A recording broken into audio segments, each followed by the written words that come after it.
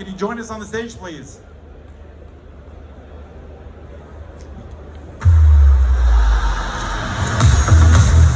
Simon.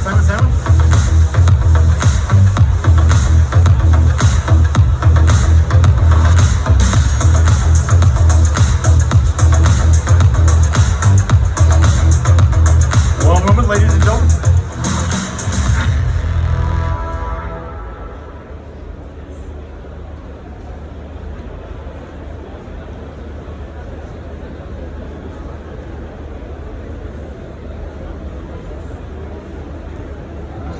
I see you guys looking at me and making faces and gesturing, but I don't know what you want.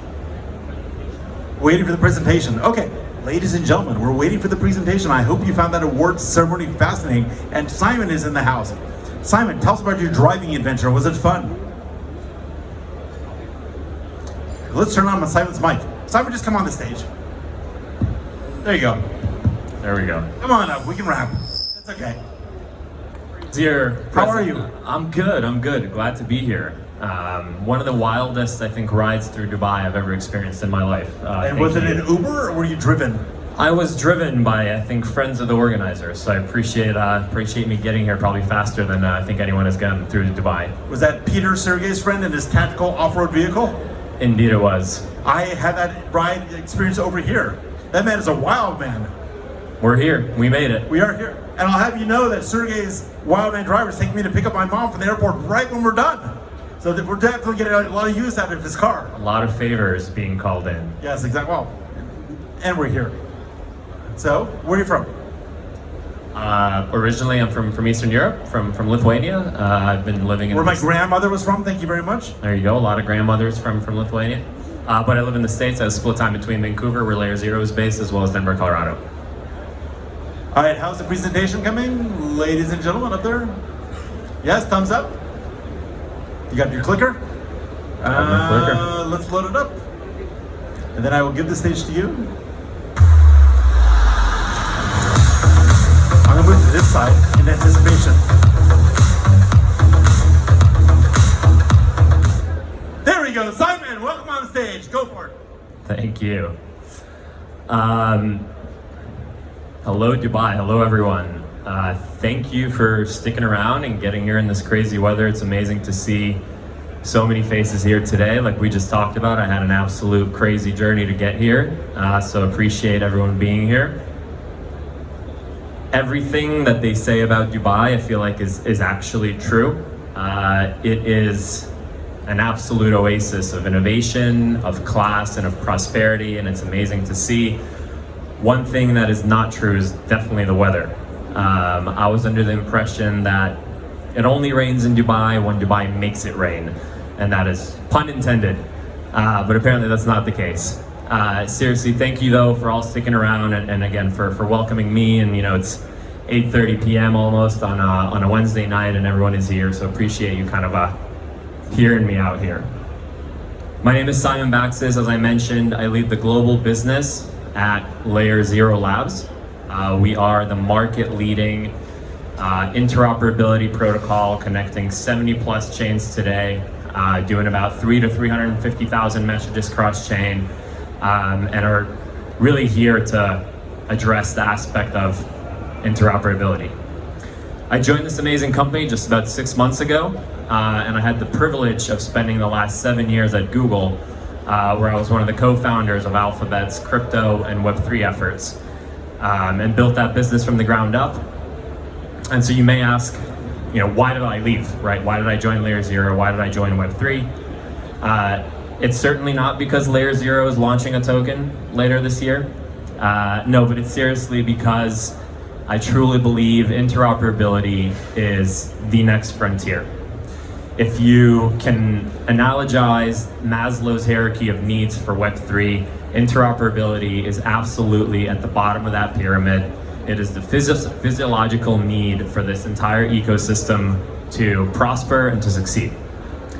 And so that said, we're going to talk a little bit about that today and why interoperability actually matters.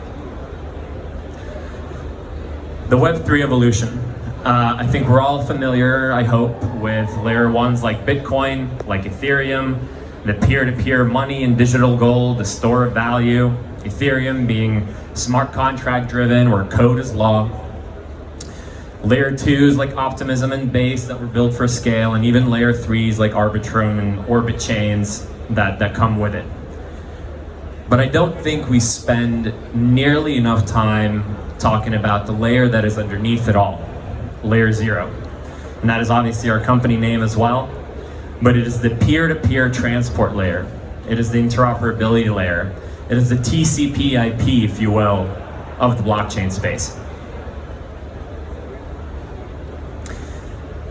The reality is today that the world is multi-chain. There are many hundreds and thousands of chains today, some of which we know, some of which we don't, others that will be built tomorrow and the day after and then the week after. There are trade-offs between speed, between costs, between privacy, between control, between scalability, and ecosystems are built every single day.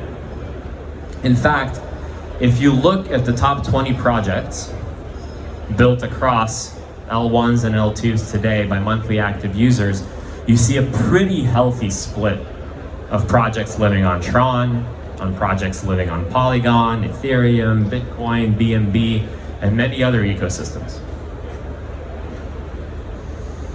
And if you do that same comparison of daily active users and where the users are today, again, the world is multi-chain. And a pretty surprising stat, I think, that maybe most people don't know is about 40% of daily active users in Web3 are on BNB chain, whereas probably most would guess Ethereum, Bitcoin, and others. But again, it is split across a variety of different ecosystems. And that's not necessarily a problem. That's okay. It just points to the fact that interoperability and connecting these users, connecting these applications in a seamless and secure way is absolutely critical. So why does interoperability actually matter? What does it do for this industry? Why is it necessary? Number one, we're seeing building by developers, by people here today, in absolute silos. Applications are developed in unique ecosystems with unique architectures and unique use cases. And this limits collaboration, this limits expansion, and we almost fall into the same problems that we fell into with the traditional financial system 30 to 40 years ago. There's a reason why wire transfer across the globe takes 72 hours. It's because there's multiple intermediaries. It's because there's a lot of auditing. It's because systems are actually siloed and they're not well connected. At the same time, there are problems with the user experience. That's no surprise. We talk about it all the time in Web3. What is the key thing that's missing? How do you get 1 billion users in Web3? And it starts with the user experience. There's fragmentation, there's resource duplication, there's effort duplication, and that is, again, because nothing is unified and nothing is connected. Network effects of applications and ecosystems are also limited. And network value is tied to the number of users that it has and the amount of liquidity that someone put in. And users in general are highly sought for. They're short-term loyal, often have to be bought with tokens and airdrops and whatever to go from one ecosystem to another. But that shouldn't be the case if you have the right plumbing, if you have the right infrastructure, if you have the right interoperability. Last but not least, you have scalability constraints for developers. The builders that are here at this conference, you can't build efficiently for the world, for the billions of users that we have, without proper connectivity. So what does good actually look like in this ecosystem? And it comes to a few things. Some of them are here on this presentation, some of them are not, but I think some of the key things are, number one, it starts with core principles. You have to have infrastructure that is immutable, meaning that no one can change it just because they want to change it. You have to have infrastructure that's censorship resistant, meaning that no centralized party can come in and simply shut down your protocol or shut down your application just because there's a rule or regulation that came into play. And you have to have infrastructure that is permissionless, meaning that each and every single one of us in this room can actually access it, use it, without having to ask anyone's permission. The other thing that's extremely important, especially when you think about interoperability and infrastructure security, right? We talk about it all the time, particularly around interoperability. We see exploits all the time. We see bridges get hacked all the time. We see honeypots lose hundreds and hundreds of millions of dollars, sometimes even billions. Security is extremely important. You have to have the ability to control who verifies the cross-chain messages, who verifies your infrastructure, and you have to decentralize risk and dependencies away from a single surface of attack. And last but not least, you need universal standards. In order for people to build seamlessly, in order to access seamlessly, you need ecosystems to be standardized. Agreed with them. See, they're excited about universal standards. And so if you have if you have the principles, if you have the security, if you have the standards, what can you achieve? What are some of the use cases that we're seeing today? Why is everyone here? Why is there so many booths here? And there's a few, there's plenty. Stablecoin cross-chain expansion is probably one of them. We're seeing that as sort of the number one use case probably in crypto today. Cross-border payments, remittances, instant settlement, instant redemption, that's achieved by stablecoins like USDC, USDT, and many others. In order for everyone to take advantage of that, they have to be available across all ecosystems. They have to have verified user bases. And that's what interoperability provides. How can you have every single stablecoin that you need interoperable, and you can access it from anywhere, no matter what network you're on, no matter what gas token you have, no matter what wallet you have. You can do that with interoperability. You want universal composability, so everything builds on top of each other across different networks. You want unified liquidity, so you don't have 17 different versions of USDC wrapped on different chains. You want proper custom security, and you want access. Ultimately, you want every single person in this room and beyond to be able to access the benefits that stable coins, that payments, that blockchain offers. And the way you do that is with interoperability. Another common use case that we hear all the time, I'm sure everyone's talking about it here, and you hear it at every single conference, is tokenization. Everyone's tokenizing everything, and that's fantastic, but people are doing it in silos, and just because you tokenize something doesn't mean that it drives actual value. This is a fantastic example of some really, really big companies, which we've removed the logos of today, that solved the $5.5 trillion problem that is individualized investment management. It is tokenizing assets from multiple classes, from multiple parties, from multiple ledgers, putting it in a portfolio, and efficiently solving individualized investment management at scale. That's all done via tokenization, that's all done via interoperability for it to, again, be accessible and available across different ecosystems.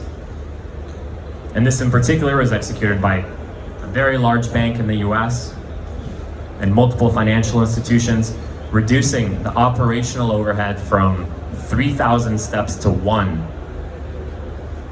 to scale out investment portfolios independently. Another use case that is common, gaming. Blockchain and Web3 make a lot of sense for gaming. That's one use case, and I can explain to my grandmother on why crypto is important and how it works. We've been buying swords and shields and treasure chests in games since the early 90s.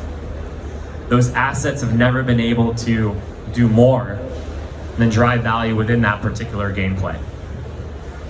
Now we're seeing games built left and right on different ecosystems, on different chains, taking those assets from one game to another, unifying marketplaces, increasing the gameplay experience, enhancing efficiency, providing liquidity, all absolutely beautiful benefits of Web3.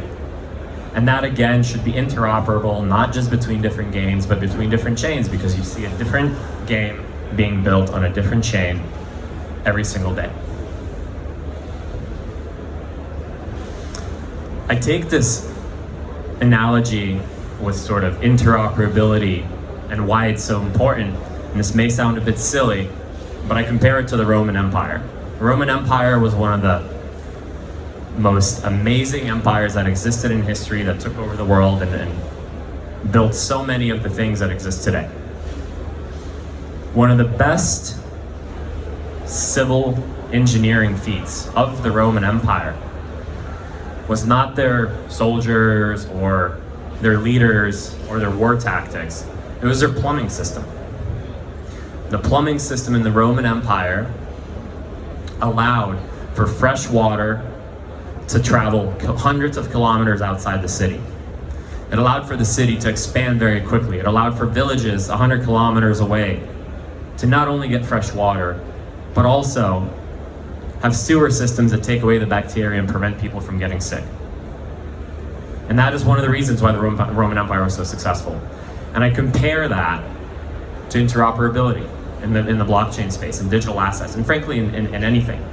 It is the not so sexy thing. It is the thing that no one really cares about or looks at, but it is absolutely critical to the success of this industry.